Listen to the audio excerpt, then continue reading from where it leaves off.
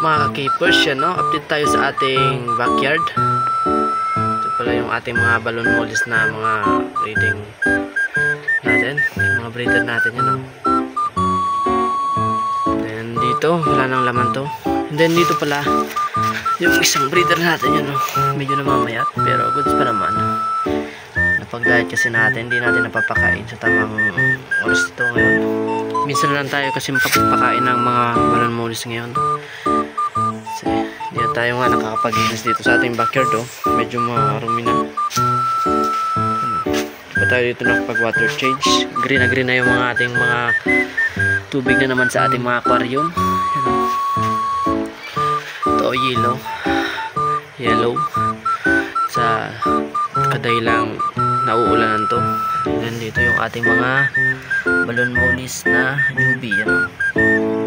Mga available natin ngayon yan. May mga ribbon tayo dyan na male sa chubby size natin na glitter ayan, puting-puti, sobrang solid yan.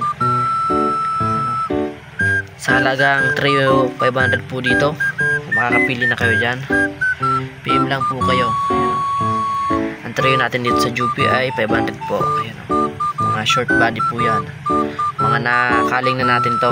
Ito yung mga napili natin. Then ito naman yung ating mga breeder na sa tagti-trio naman dito sa ating breeder. Papalabas natin na lang to ng 1K trio. Per trio po 1K. Breeder naman sila. Grabe pagkaputi nito. Sobrang solid. Mga glitter ayan.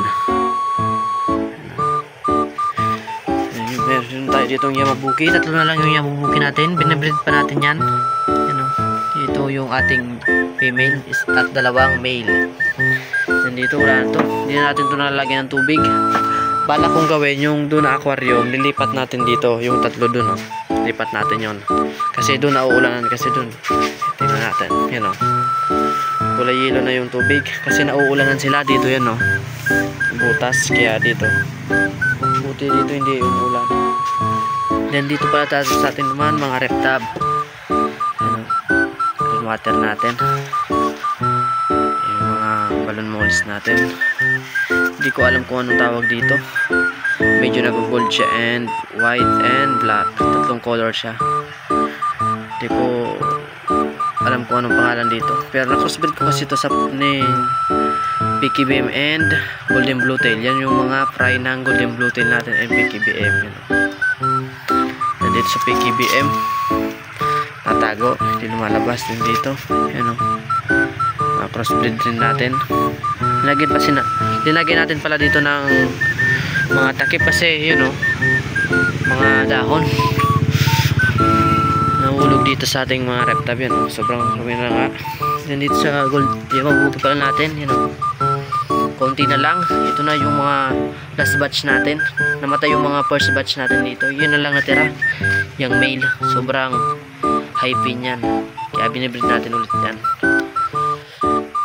Ayun, long body yung isa dun, malaki yan o, long body. Pero of course breed na lang natin yan. Then pipili tayo dyan ng magagandang mga show breed. May mga kal na nga dito, pero may lalabas pa naman dyan mga pure, kaya sama natin yan dyan. Hindi natin yan separate. Yan yung mga PKBM natin na fry, glitter eye po, lahat yan dyan. Mga second batch. Ang nakalagay ata dito sa ating reptab ay hanggang 4th batch dyan. Yan o, hanggang 4th batch yan dyan. May maliit pa yan dyan iba. Yung iba malalaki na.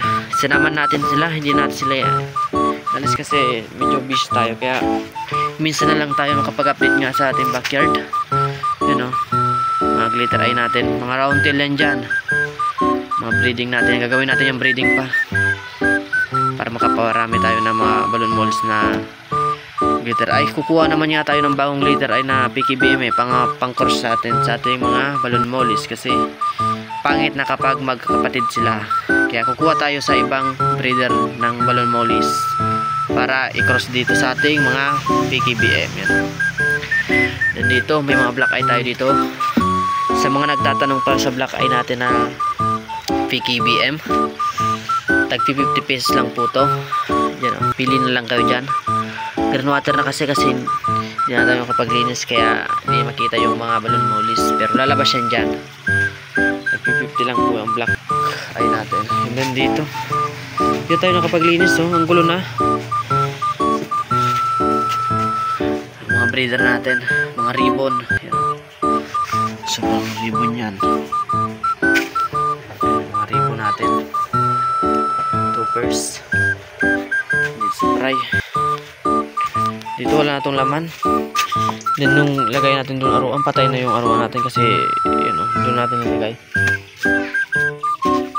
Then dito sa ating mga PKBM. So, mag-litry pa rin to.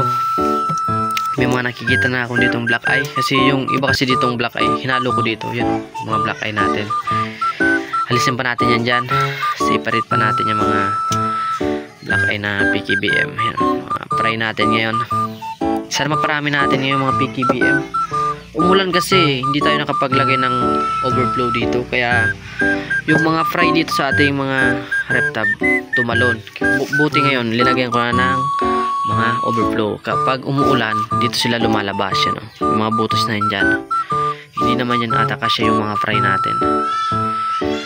Yan dito, yan o. Nilagyan ko na ng overflow. Sa mga crossbreed natin, yan o. Sobrang gaganda niyan. May mga short body na yun dyan. Ito yung male natin na sobrang solid yun o. Tawagin natin. Yan o. Ito. Sobrang solid yan. Ribbon yan. Yan o. Ano kaya tawag dito sa strain na to?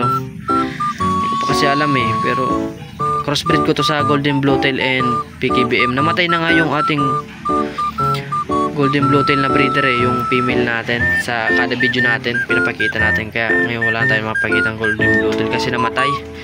Ito na yung mga fry nila. Yan o, umuulan na naman o. Then dito pa sa EBM. Yan o, EBM natin.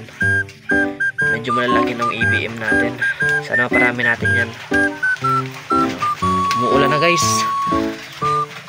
Balik na tayo dun sa loob. Natin. Marami tayo ngayong stock na balon. Umuulan na oh. Dito tayo nakapaglinis sa ating backyard. Dahil lang busy tayo ngayon sa eskwelahan. Kaya kapag may time naman tayo, linisin natin yan dyan oh, na ating mga aquarium. Umuulan na naman nga oh. Tayo nakapaglinis kahit dito sa reptab natin. Napapabayaan natin yung reptab natin. PKBM. Ayan ang mga balon molds natin. Then ito. Ito puti. Mga ribbon. O, paunahan na lang kayo ribbon. Na-pour out natin ito oh. High pin na PKBM ito. Ayan o. High pin yan. Hanggang dito na lang guys ang ating video guys. Kung nakaabot kayo sa video na to, baka naman pa-follow naman sa ating FB page na KB Keepers, then pa-share naman ng ating mga videos. Thank you guys.